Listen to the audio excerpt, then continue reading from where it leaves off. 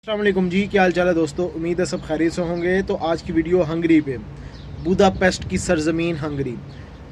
दोस्तों यूरोप का एक बहुत ही खूबसूरत कंट्री, सेंट्रल यूरोप में ये कंट्री आता है, शेंजन जोन में है। और बहुत सारे लोग इसका वीज़ा हासिल करना चाहते हैं। वो ये सोचते हैं कि इसका वीज़ा बड़ी नहायत आसानी से मिलता है। किसी ज़माने में बहुत आसानी से इसका वीज़ा मिला भी और बहुत सारे लोगों ने इसका वीज़ा गेट किया। अब इसका वीज़ा प्रोसेसिंग अगर बात करूं पाकिस्तान से और यूएई से थोड़ा डिफरेंट है। मैं आपको रिकमेंड करता हूं कि अगर आपकी ट्रैवल हिस्ट्री है थोड़ी सी, देन आप हंगरी की तरफ मूव करें, हंगरी का वीज़ा अप्लाई करें। अगर आपकी स्ट्रॉन्ग ट्रैवल हिस्ट्री नहीं है तो हंगरी के बारे में मत सोचें। वो दौर गया जब हंगरी आपको धड़ाधड़ वीज़े देता था, फ्रेश पासपोर्ट में भी आसानी से वीज़ा मिलते थे और आप चले जाते थे। वो दौर चला गया। अभी अगर आपके पास ट्रैवल हिस्ट्री है, अच्छी ट्रैवल हिस्ट्री है, देन आप अप्लाई करें। प्रोसेसिंग में सारी इसकी बता देता हूँ। तो यहाँ पे इस कंट्री की अच्छी बात यह है कि सेटलमेंट यहाँ पे बड़े आसानी से हो जाती है as compare to other countries like Netherlands और डेनमार्क, नॉर्वे वगैरह। इस कंट्री में आसानी से होती है, सेटलमेंट हो जाती है। ख़ासकर दोस्तों बहुत सारे स्टूडेंट हंगरी में इंटरेस्टेड होते हैं। मैं उसका थोड़ा बता दूं, हंगरी में जाने के लिए आइल्ट्स रिक्वायर्ड नहीं है। इनका अपना एक टेस्ट होता है, मैथ्स का इनका कोई टेस्ट होता है। क्योंकि मोस्टली ऐसा होता है कि जब आप स्टडी बेस अप्लाई कर रहे होते हो तो वहाँ पे आइल्ट्स और दूसरे एग्ज़ाम्स देने होते हैं।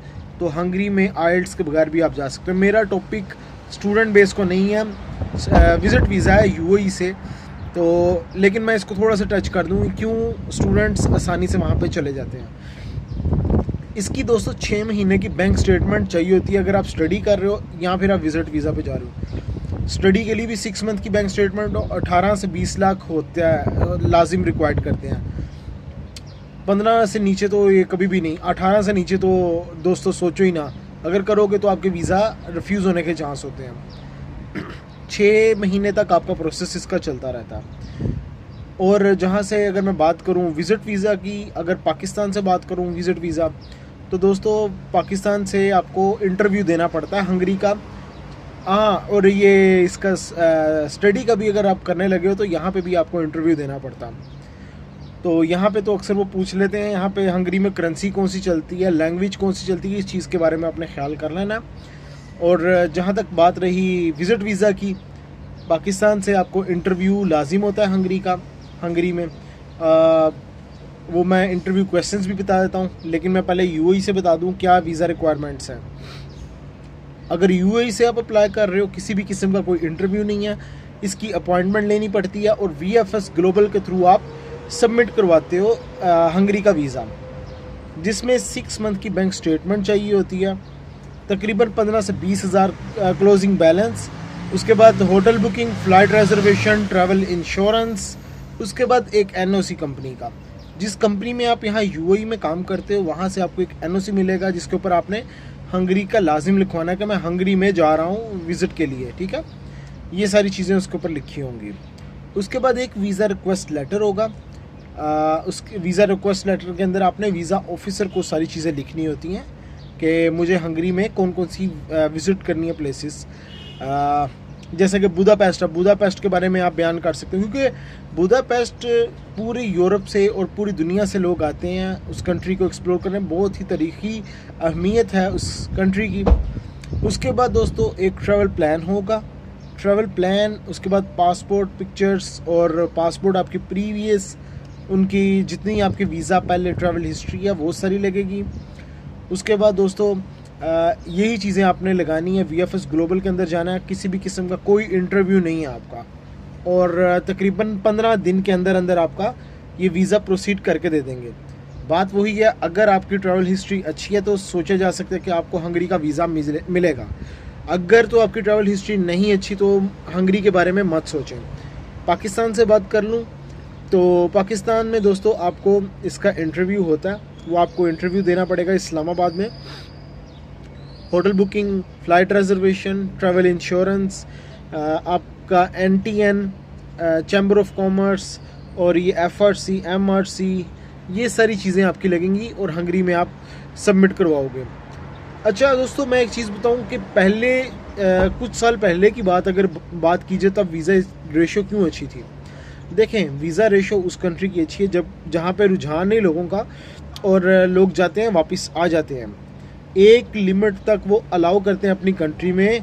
देखते हैं कि हर साल हमारे कंट्री के अंदर अगर 100 बंदा आ रहा है तो 92% वापस जाने चाहिए। अगर भाई 50% या 80% वापस जा रहे हैं, 20% भी ओवर स्टे हो रहे हैं ना, तो नेक्स्ट टाइम के लिए मुश्किल हो जाएगी अगलों के लिए, जो नेक्स्ट अप्लाई करने वाले हैं उन लोगों के लिए। सेम मैं एग्जांपल दूंगा लैटविया की। लैटविया भी बहुत वीज़ा उसने पहले दिए शुरू में, लेकिन उसका इंटरव्यू होता है लैटविया का। पाकिस्तान से अगर अप्लाई करते हो तो जर्मन एम्बेसी आपको डील करती है ना लैटविया के लिए। तो ये यहाँ पे यूएई में हो तो वो आपको इंटरव्यू करते हैं।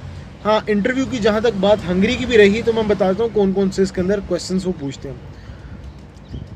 सबसे मेन क्वेश्चन है कि आपने हंगरी ही क्यों सिलेक्ट किया, आप हंगरी क्यों जाना चाहते हो। और भी तो यूरोप में इतने कंट्रीज़ थे, डेनमार्क था, स्विट्ज़रलैंड था, उसके बाद ये काफ़ी और कंट्रीज़ हैं, जर्मनी वगैरह। तो आपने उन कंट्रीज़ को स्ट्रॉन्ग और टूरिज़म के हवाले से जो अच्छे कंट्रीज़ थे उनको क्यों नहीं सिलेक्ट किया, आप हंगरी ही क्यों कर रहे हो। इस चीज़ का आपके पास रीज़न होनी चाहिए, ठीक है, स्ट्रॉन्ग रीज़न होनी चाहिए। उसके बाद कितने दिन का आपका प्लान है। प्लान जो आप रखते हो दोस्तों, कभी भी आपने 10-15 दिन का नहीं रखना। फर्स्ट टाइम अगर जा रहे हो कंट्री के अंदर शेंजन में तो मैक्सिमम 5 to 7 डेज़ का आपने प्लान रखना है। इससे ऊपर रखोगे तो आपके लिए मसले मसाइल पैदा होंगे आपकी स्टेटमेंट को देखते हुए। आपकी स्टेटमेंट को, आपकी वोकेशंस को और जो आपका कारोबार है वो सारी चीज़ों को देखते हुए मसले मसाइल हो सकते हैं। तो फर्स्ट टाइम आपने कभी भी ऐसा नहीं करना कि 10-10 दिन का प्लान, 5 से 7 दिन इनफ है। और मोस्टली ये शेंजन में ऐसा होता है, अगर पाकिस्तान से अप्लाई करते हो जो जिन डेट्स का आपने उनको प्लान दिया है उन्हीं डेट्स की आपको वीज़ा डाल के देंगे। जैसा कि आप कहते हो मैं नेक्स्ट मंथ में 15 से 20 मैंने विज़िट करना शेंजन इस कंट्री को, तो वो ऐसे ही होगा कि 15 से 20 तक आपको वीज़ा डाल के दे देंगे और वो वीज़ा भी स्टार्ट 15 से होगा, 20 तक रहेगा। तो ये शेंजन का ना एक आपने ख्याल कर लेना, जो आपने प्लान देना ना तो उस चीज़ का सोच लो कि आपने ट्रैवल भी करना है। और सम टाइम लोग क्या करते हैं, वीज़ा ले लेते हैं और ट्रैवल नहीं करते हैं, और फिर वो नेक्स्ट टाइम जब अप्लाई करते हैं तो उनकी रिफ्यूज़ल हो जाती है। तो आपने ये चीज़ का ख्याल करना है कि जो आपने प्लान दे दिया फिर आपने ये सोचना कि मुझे उस प्लान में ट्रैवल करना ही पड़ेगा। उसके बाद दोस्तों वो आपसे पूछेंगे कि अगर आप सिंगल हो या मैरिड हो। अगर मैरिड हो तो आपके बीवी बच्चे आपके साथ क्यों नहीं जा रहे हैं, आप अकेले क्यों जा रहे हो। आपकी इनकम पूछेंगे, आपकी जॉब के बारे में पूछेंगे, कितनी देर से काम कर रहे हो। तो दोस्तों ये एक नॉर्मल सा इंटरव्यू होगा, और वहाँ पे ये भी पूछ लेते हैं कौन सी लैंग्वेज चल रही है, कौन सी करेंसी चल रही है, कैपिटल कौन सा उसका। तो ये बस चीज़ें, ये नॉर्मल से क्वेश्चंस होते हैं। तो दोस्तों नेक्स्ट वीडियो में मिलेंगे नए टॉपिक पे। ख्याल रखें अपना, टेक केयर, अल्लाह हाफिज़।